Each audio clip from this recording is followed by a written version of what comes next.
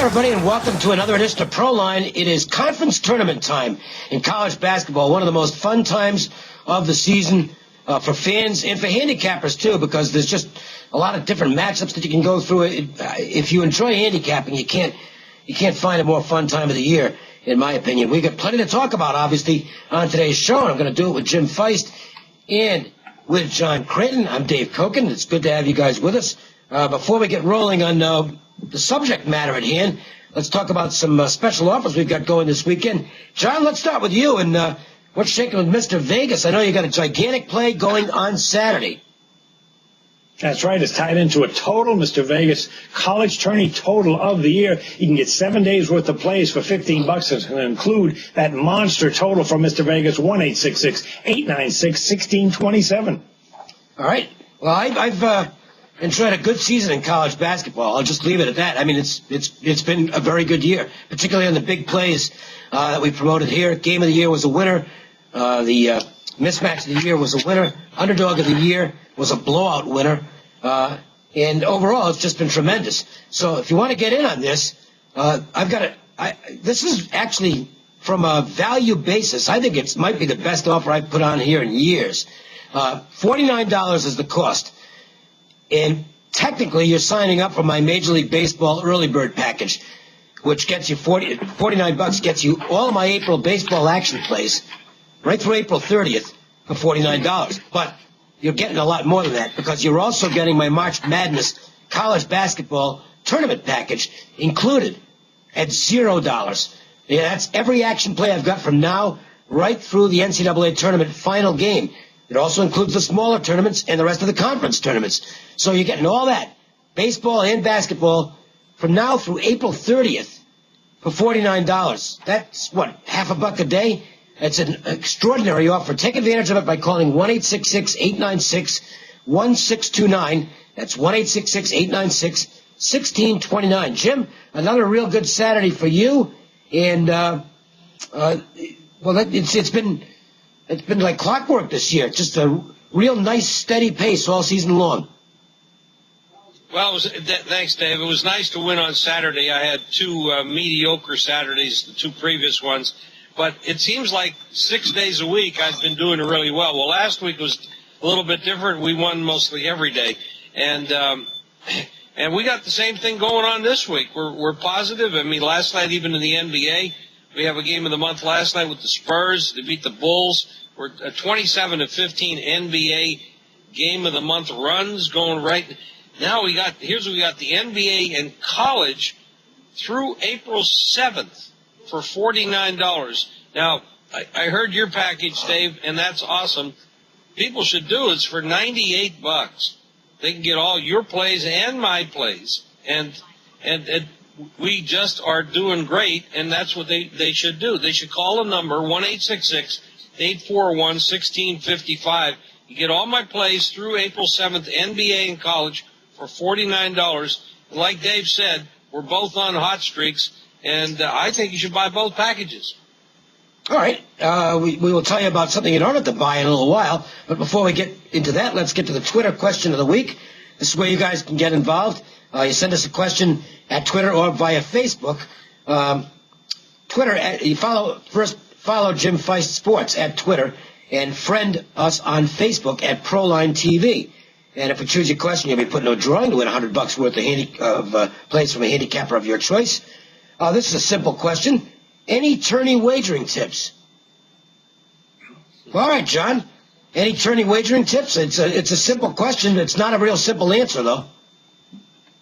Sure. I like to look at totals, and for me, tourney time means under. What I do is I look for teams that might be in a good spot to go under the total, either from coaching philosophy or playing the night before with a lack of depth, because there are two new variables that are introduced in tournament time from the regular season. First of all, you can have coaches who are demanding tough defense on every possession. You don't always see that during the regular season. You'll see coaches that empty the bench at times if they're up by 20, knowing he's got a game in 2 days, for example, and even the players who come in can think, I'm going to have some fun and try and score, and I'll be more lax on defense. The coach might let that slip during the regular season. But tournament play is different. You got much more close games, and you have games that have much more meaning. You win, you're out of the tournament, and in a couple of weeks, you don't win and your season is over. So you can have coaches who demand tough defense for the entire game, which is very different from the regular season. The other variable will be 3 games in 3 nights. The teams have the depth to run and gun like they did during the regular season. So you have more instances that I see where teams can slow it down and focus on defense. So I like to look at unders more this time of the year. One example would be Duke 2 years ago in the ACC Tourney. Run and gun team, loves to bomb away from 3-pointers. First game was against Virginia Tech, 60-56 final, and the next game they lost to Florida State, 62-59, way under their average for the season, Dave. Yeah, I can't give any real wagering tips because what I do at this time of year is almost all math oriented. It's not power ratings or anything like that because if you're going on power ratings, you're going to come up with the same numbers basically as the odds maker does. Everybody's power ratings are pretty close to the same at this point. But metric ratings are a different story altogether, and that's where I think you can derive some value. I'm not going to say exactly what it is that I do, but I have a formula that I use at this time of year, and I basically stick with that and leave my opinion out of it. And the reason for that is it works. Okay, it just has worked over the years. It doesn't win every night. I wish it did, but I'll tell you, one thing I've noticed is that the games I lose are real close, okay? It's a basket or 2 either way, whereas a lot of the winners are really easy. So, that's the way it's going to go. And that's actually ideally what you're looking for as a handicapper is the games that aren't close, you want to win those, and then hopefully you go 50% of the coin flip games because there are going to be coin flips, and all you want to do is not get killed on those. Just win half of them, and then your own handicapping takes care of the rest of the games, and you end up with a nice profit. So that's what works for me. As far as tips, I'll give you one, and it's again not going to work all the time, but I will look for this closely lined games. In the pick 'em to like -3 either way neighborhood, where the public's completely overloaded on one side, and there are several sites now that you can go to see what the ticket count is and what the dollar count is on games. And what I'm looking for ideally, in terms of fading the public, if you will, is a game where I've got more than 70% on one side, but it's a closely lined game. I mean, if it's a game where the number's 9 or something like that, I don't think it works as well as, to me, games that are toss-ups going in, where everybody thinks the same side's going to win, that's what I want to get on the house side instead. So it's going to take some research. None of this stuff is, you can't just look at the schedule and go, I'll take that and that and that. But if you've got the time to do the research, you can come up with some edges like that.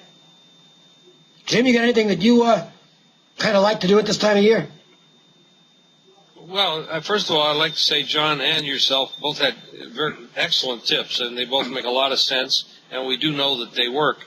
I like to ride hot teams, fade cold teams, but when you get into the tournament, you're talking about conference tournaments is one thing, and then the NCAA is a whole different issue. When you're inside the conference, you're playing all the same teams, all the same caliber. You've been playing them. You understand what that's all about, and you're used to each other, and sometimes you played each other a couple times. So you don't have the issue and the difficulty of trying to judge how strong this conference is versus the rest of the conferences out there. For example, this year we have a big issue coming in with Wichita State. They played a reasonably soft conference, and they are undefeated. I think they're 33 or 34-0 or something like that, whatever it is. So nobody really knows how good this team is. So when they start playing against the Kansases and the UCLAs and the Arizonas and Dukes and Virginias and stuff like that, we're going to have a big issue as to how strong this team is compared to these other teams who have played arguably tougher schedules. So, and this is the same thing that happens in all sports. It happens in football, but this is where there's a bit of a guessing game going on, and your metrics help a lot with that, where you're talking about offensive rebounding, defensive points allowed, 2-point defense, things like that, which happens to be a very big thing with me. So that's one of the issues when you don't have that in the conference tournaments, but you do have it in the NCAA, NIT, CIT, CBI. You have that because you're playing conference against different conferences, so you have that issue. Strength of schedule, that's what that comes down to. Defenses usually outlast offenses, and the reason for that is they're playing a lot of games in a very few days, and when the legs get tired, the jump shots don't go in. And defenses, especially two-point defense, is critical. And, of course, foul shooting is critical as well, especially if you plan on playing a favorite. Because generally speaking, at the end of the game, the favorite will generally be ahead, and they're going to get fouled. And if they're not hitting their foul shots, the underdog has a good chance to come back and make some hay with backdoor covers and possibly even upsets. There's a lot of things to look at. Fading public teams, going against teams, especially early in tournaments when these teams have a little bit of nervousness going on. The underdog has nothing to lose. They're already behind the eight ball, so they got nothing to lose. They can toss it up. They can play wild. They can play ferocious defense. And so I look for defensive clubs, especially when clubs start to get a little tired. There's a lot of factors to look at, but that's just some of the things I do look at. I want to remind you guys that you can get free plays every day, and it is really one of the simpler procedures out there. You don't even, all you need to do is text one or two keywords, one for Jim and one for me, and you get free plays. For my free play every day by a text message. So you don't have to talk to anybody. There's nothing to, it's simple. It just ends up on your cell phone. Here's Dave's free play. Just text Kokin, C-O-K-I-N, to 313131. And that's it. That's all you need to do. Jim, same story with you. Absolutely. Just text winner, WINNER, to 313131, and each and every day I'll send you a free play right to your cell phone. That's winner, WINNER, to 313131. Well, let's talk about the bubble teams. This is really where the fun is at this time of year, trying to determine who's in and who's out, who needs to win and who better avoid losing. Joe Lunardi at ESPN is, I think, considered the foremost guru on this. So, you know, I'm not going to tell you this is my stuff. It's his. But we can talk about the teams and determine whether we think they're going to get in, whether they're not, whether it's a good idea to follow them, whether it's not. So here's his on the bubble stuff. Last four buys, these are teams that are in. But, you know, something could go wrong for him. He's got Pittsburgh, Stanford, Nebraska, and Xavier. Nebraska in particular is a great story because Tim Miles has taken them from out of nowhere. And you just saw them win a game on Sunday. I guess if you maybe go back far enough, maybe you can find a bigger win. But that win by Nebraska over, I'm blanking out who they beat on Sunday. Wisconsin. There you go. Wisconsin. Yeah. That was an unbelievable win for that team. Jim, they have to be careful about letting down off that game going into the Big Ten tournament. I mean, they were so pumped up for that, and they accomplished their objective. It kind of looks like they got in the tournament. Boy, I mean, that's a tough spot to rebound from, and they're not going to be at home for the conference tournament. So that's kind of one of the situations that I look to maybe. I'm not locking this in. I'm not guaranteeing that I'm going to play against Nebraska, but I don't think I'll be on them. Let's put it that way. You know, Dave, Nebraska has made me some money. I had Nebraska as a pretty good play against Wisconsin the other day. A couple reasons. First of all, they had played at home a couple times, and they had gotten the money, especially in an underdog role.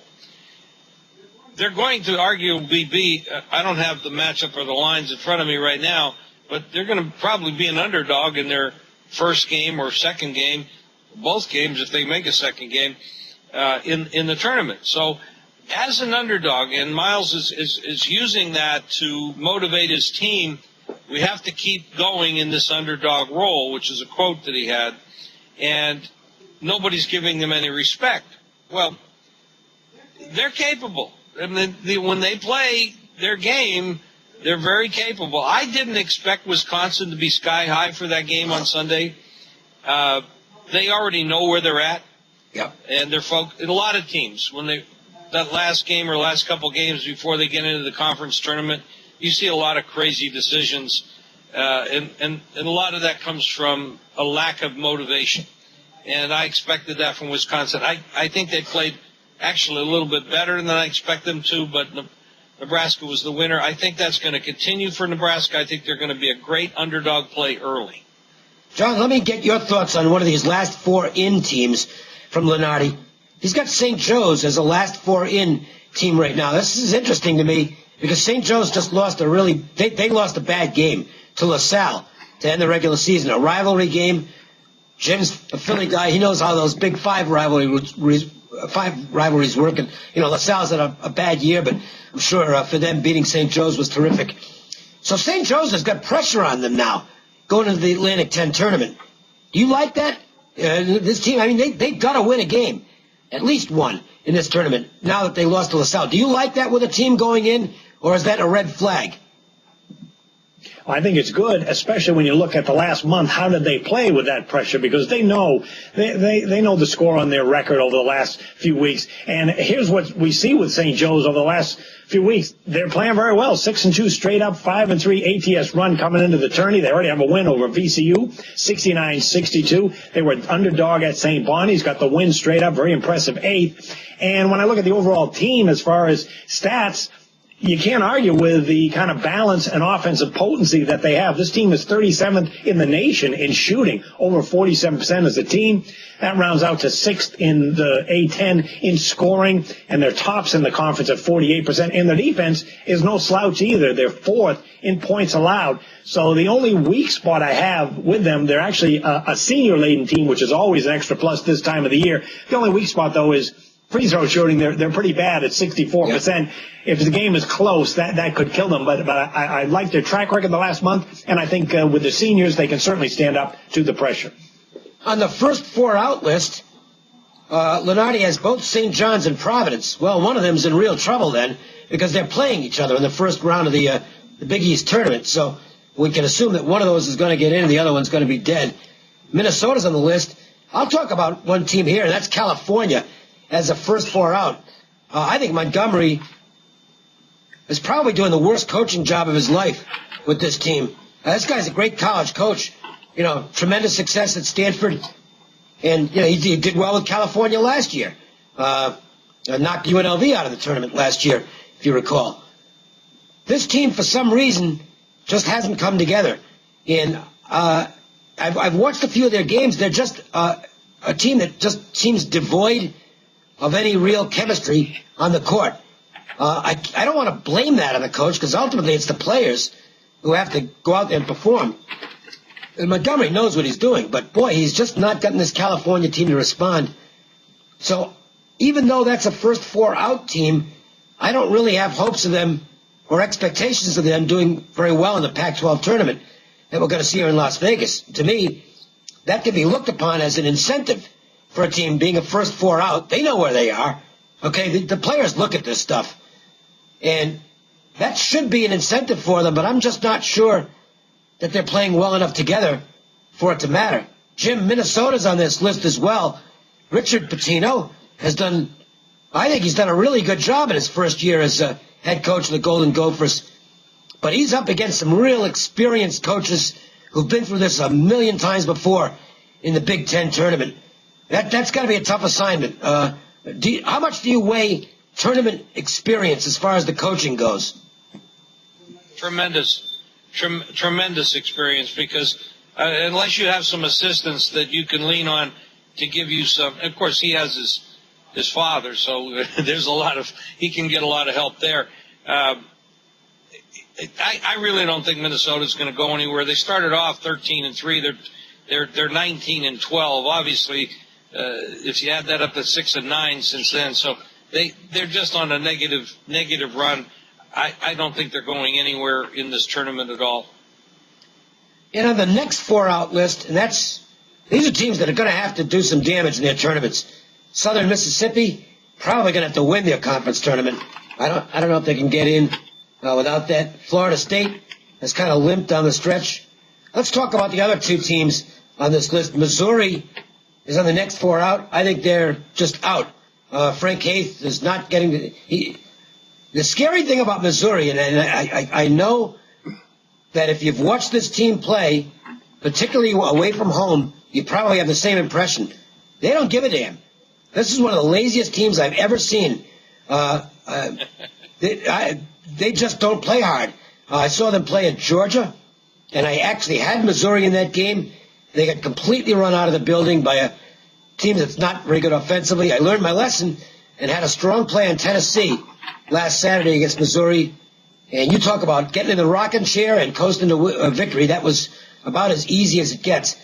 Well, none of these SEC games, these tournament games, are in Missouri, so they're all road games. I don't think that team's got a chance. Here's one we can talk about. I don't know what to make of this team. They're on alternating nights. They can be very good or really bad. And that's the Georgetown Hoyas. Very inconsistent. So do you just stay away from a team like that going into the tournament because you never know which Hoyas are going to show up? Or is it a situation where you try and find the right matchup? I thought I had a great matchup with them the other night when Villanova had clinched the regular season championship, and Georgetown was coming in there with everything to gain by getting a marquee victory over one of the top seeds. And obviously Villanova is supposed to be a top seed, a one seed, and they just absolutely crapped the bed. I mean, they had 10 turnovers in the first half, 18 for the game. They looked like crap. They played like crap, and bottom line, that's what they did to my bankroll in that game. But this is a team that inconsistent, and when a team plays like that, it's a very simple thing. Very simple. It comes down on the coach. There's one guy, you're talking about 18, 19, 20-year-old kids. They are not going to tell me what to do and how to. If they're not going to play my style and play my game, and they're not going to play. They're going to sit on the end of the bench, and they're going to watch the entire year.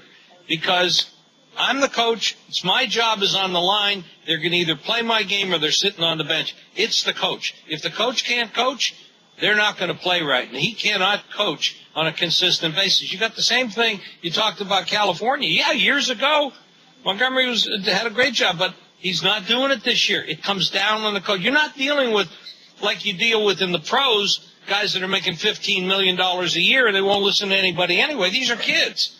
If they're not going to listen to you, nobody's going to listen to you. So, I mean, and they want to play. It's a privilege to be on a team. It's a privilege to have a scholarship. It's a privilege to be there. If they're not going to play, they got to sit. It's the coach. Bottom line. Oh, I don't disagree with any of that. Go ahead, John. Yeah, I don't know that Georgetown team had some injuries early on and getting some key players back. They remind me a little bit of Dayton. There was a team that had a 4-game losing streak in January when they had injuries, but they've been healthy since, and they come into tournament play a 9-1 straight up, 7-2 spread run. And when you look at their resume, pretty good balance, particularly on the defensive side of the ball. They're 4th at defending, the 3 and 6th in points allowed in the conference. And when you look at their overall play, they lost to Baylor early on just by 1 point. They have a win over Gonzaga. We saw what Gonzaga did in Vegas in the tournament. They beat Gonzaga 84-79. They split with St. Louis. So when you look at their overall body of work, it's starting to look a little better. And you want to look at teams that are hot coming into the tourney. Boy, Dayton's on a red-hot run right now. I would be a little bit worried if I were playing Dayton, some other coach. No, Dayton's on this list as the last 4 in. They've played their way into the tournament with this stretch run, and I agree. I'll tell you who else has played their way in, and they're a dangerous team right now. Arkansas, this is an NCAA tournament caliber team. The problem for Arkansas was they could never win on the road. They had a phenomenal, just disastrous losing streak in the SEC, and then they finally beat somebody on the road. And it's funny how one game can make all the difference in the world, because they got rid of that psychological burden. They threw in a bad game against Alabama at the end of the season, but that was just a terrible flat spot for them, coming off some really big wins. They just had a bad game. That's a team I don't think I'd want to face in the NCAA tournament. And they could be a factor in the SEC tournament. Obviously Florida's the favorite in that league, and there's a couple of teams that really need wins. But that Arkansas team's scary right now. Hey, Dave, I'd like to bring up one team that you mentioned earlier, but we went right past it. Talk about Tennessee. Oh, I like this them. team. This team has a lot of capability. They can do damage. And nobody ever brings them up. Nobody talks about them. They're like the little ugly kid sitting in the corner. This team can play some basketball. Well, Ken Pomeroy, who all the announcers on TV, all of them, use his stuff now because it really is phenomenal in terms of breakdowns, field goal percentage, pace, efficiency, stuff like that. He's not a handicapper. And, it's funny, people that are gamblers, they get so locked into point spreads sometimes. It's like, well, how much for his play? Well, he doesn't have any plays, okay? He doesn't have any plays. He doesn't make selections. But what he does is it provides incredible data. If you handicap college basketball and you don't use this stuff, well, you're not giving yourself the best chance to win, just like the fast facts we're going to talk about in a minute. He's got Tennessee, and this is based on the metrics. Now, you can look at this two ways. He's got Tennessee right now as his number 13 team in the country. That's how good this team is playing. Now, that could be taken two ways. One is that they're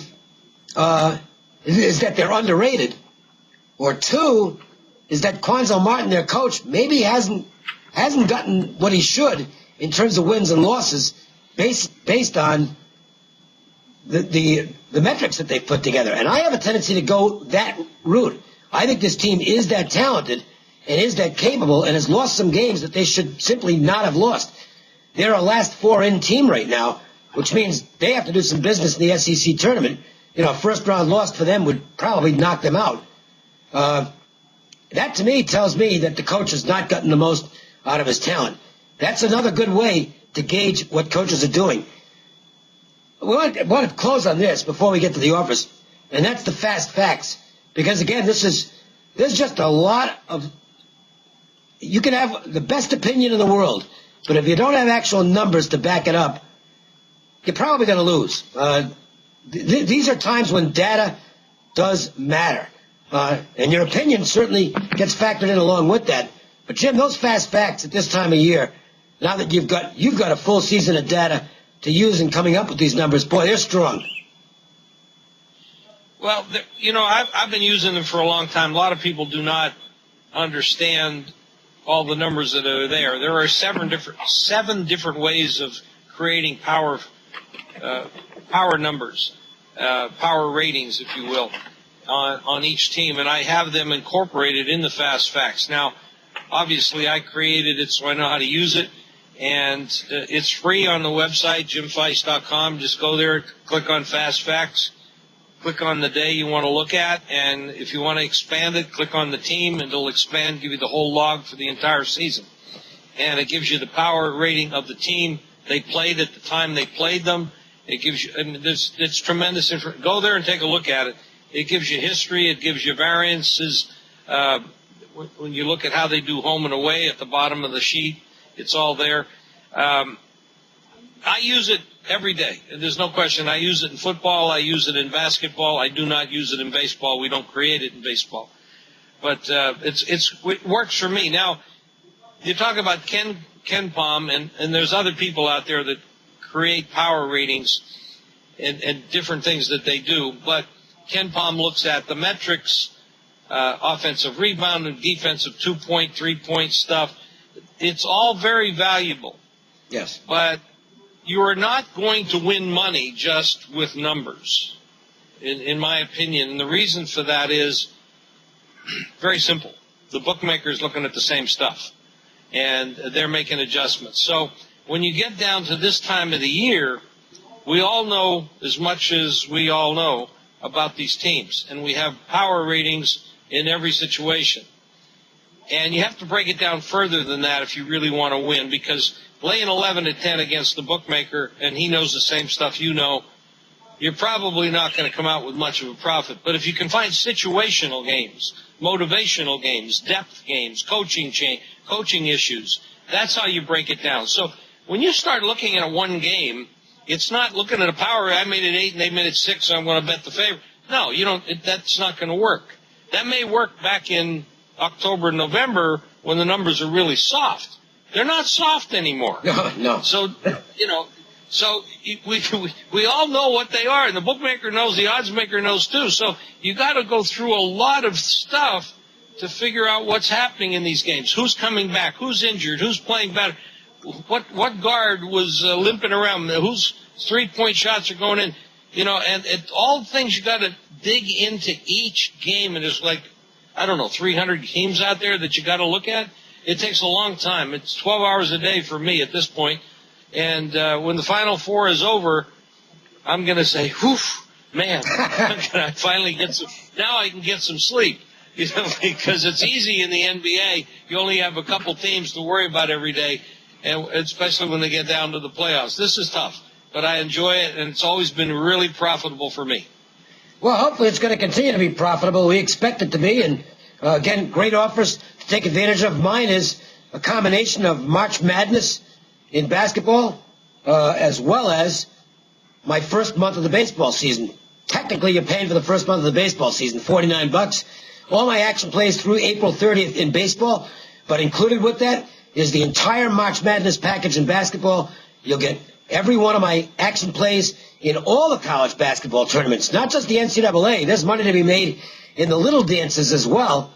In fact, you can find some stronger situational stuff on those in many cases in terms of teams that want to be there and teams that really don't give a rat's behind. And if you don't think that matters, boy, it does, believe me. So the March Madness package plus the baseball package, $49 for everything at 1-866-896-1629. That's 1-866-896-1629. Mr. Vegas, college total of the year, John, going on Saturday.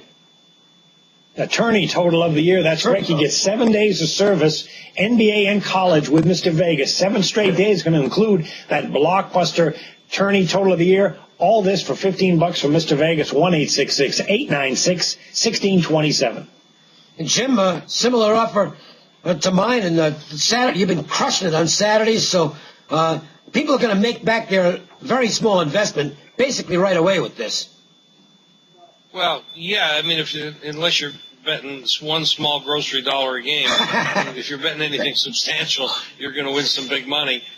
We've been doing very, very well. We've got an NBA and college hoop package through April 7th, $49.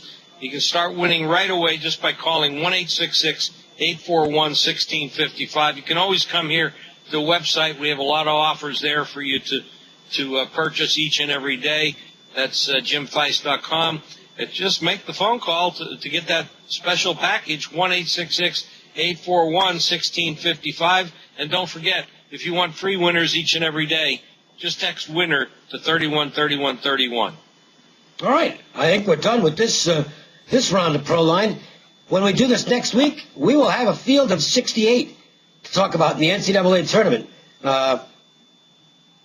I can't believe Selection Sunday is just about here already. It's just no time to sleep. It's amazing. Jeez. It's incredible how fast it goes when you're having fun, right? Yeah, either that or just where I think I'm on that slippery slope where everything goes fast now. It's all downhill from here. All right.